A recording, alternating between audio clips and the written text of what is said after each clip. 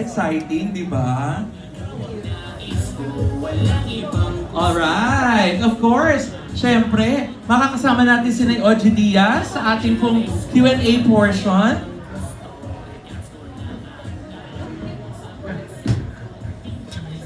Pati si Coco.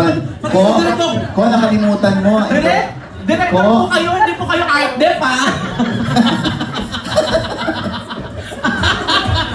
Napakasipag talaga ni Direct. Ilalagay naman yung couch. Pasensya ka na, Direk Coco, ha? Oo. Grabe. Direct, pangatlong taon mo na sa sa Legasco. Kala ko sa pagiging set designer. Oh. Ganyan si Direk. Naku. Naging trabaho din yata noon ni Coco yan bago siya sumikat.